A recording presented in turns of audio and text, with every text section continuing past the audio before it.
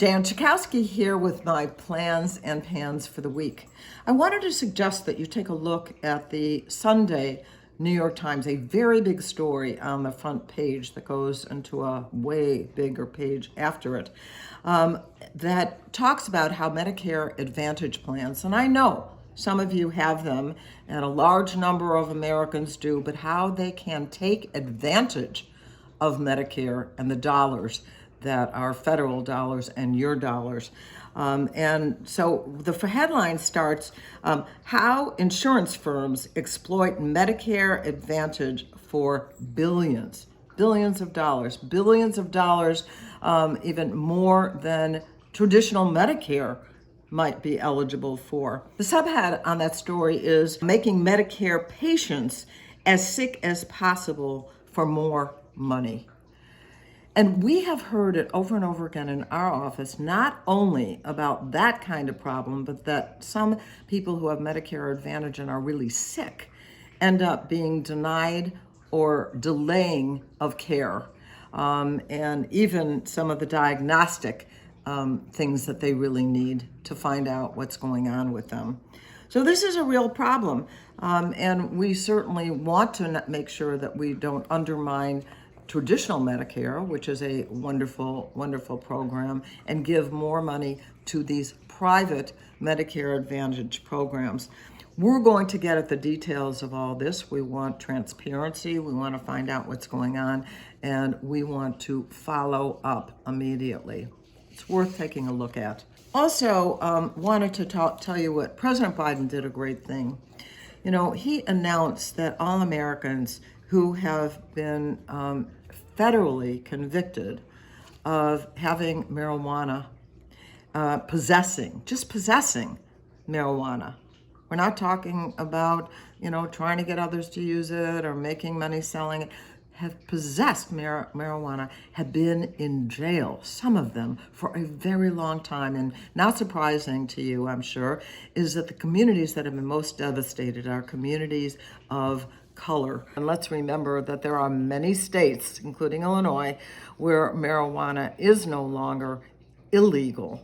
2/3 of Americans support marijuana not being criminalized. And so the House has already passed legislation that would decriminalize marijuana, and now we need the Senate to do it, but we're grateful to the President for pardoning a number of people for the federal crime. I wanted to tell you about some human rights abuses that have happened in Qatar at the site of the 2022 World Cup Soccer Championship. They got the right to host the games in 2010 and then really took advantage of workers. Very, very serious abuses in terms of working conditions, dangerous places to work to prepare for the games, all the stadiums and the roads that had to be built. So I led a letter with 14 of my colleagues to the President of FIFA. That's the organization that organizes the World Cup soccer games, asking for a worker compensation fund to be set up.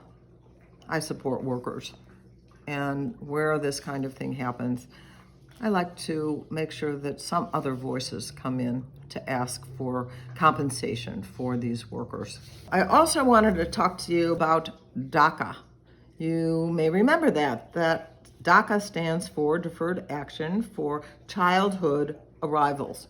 These are young people who come to the United States with their parents who are undocumented, and giving them an opportunity, since this is the only country that they have really known, to work, to go to school, and to be free of the fear of deportation.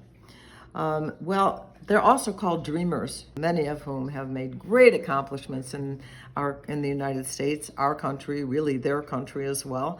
But a judge in New Orleans ruled that DACA violates U.S. immigration law. Well, fortunately, not all of the elements of DACA are eliminated. In fact, I think they're even still taking some people who are reassigning themselves who are already in the program. I assure you that this is going to be litigated, and certainly there's going to be a large outcry to make sure that we extend this opportunity for young people in this country to be able to work and to be able to go to school and not to be deported. That's what DACA has done, is to prevent the deportations and provide work opportunities. So and of course, we'd like to see that extended to their parents as well, who are undocumented. And in fact, in comprehensive immigration reform, we would like to see actually millions of people who have been here from this country for a long time in an undocumented status to be able to find a pathway to citizenship. But that is definitely on our agenda, and I'm hoping that we're going to be able to make some success. Also, I wanted to talk to you about student loans. So there has been some adjustment in the public service loan forgiveness, and that refers to the military, government, and nonprofit organizations. In any case, what you need to do by October 31st to make sure that you're eligible to receive benefits, go to pslf.gov.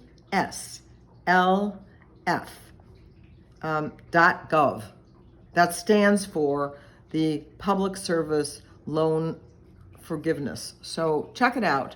Make sure that you aren't missing out on getting some debt relief. Now I want to go to COVID.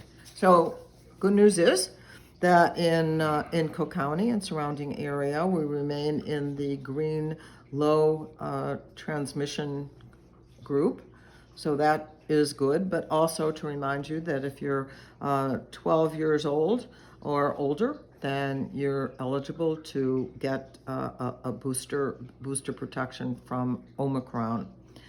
Also, I think it's worth pointing out that over 600 million shots have been given, and that we have currently over 21,500 free testing sites. So the United States has done a really good job at home. Certainly in most places, and certainly in areas where people are getting their vaccines and their boosters. There is one continuing problem in helping low-income countries around the world.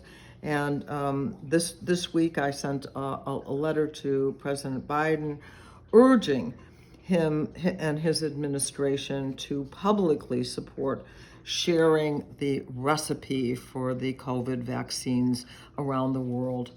And that's for our protection as much as theirs. We want to see the disappearance of the virus, because as long as it is anywhere, we're in danger everywhere of a resurgence. I wanted to just on a personal note tell you that in a small way, I'm doing something for the climate, and was able this week to take possession of a Chevy Bolt, which is 100% electric, and I'm excited about not having to go to the gas station. But while we're on the subject, there's all this talk that gas prices could go up because the Saudi Arabians and others are going to lower the supplies. First of all, I don't think it's going to be as dramatic as that may be. But I also want to say that I've been very focused on the issue of price gouging, and we don't want to see this if there is a decrease in supply, for the big oil companies to take advantage. That's what we saw in the early days when the prices went up to $6 a gallon, and we don't want to see that again. And so, we're doing everything we can to address the issues of inflation. But when you find price gouging by big corporations, then it's really harder to do. Finally, it is Indigenous Peoples Day, and I hope all of you have a good day, a good week, and I'll see you soon. Thank you for watching my video. Make sure you subscribe to my YouTube channel and follow me on Instagram, Twitter, and Facebook, where my handle is @Jan Schakowsky.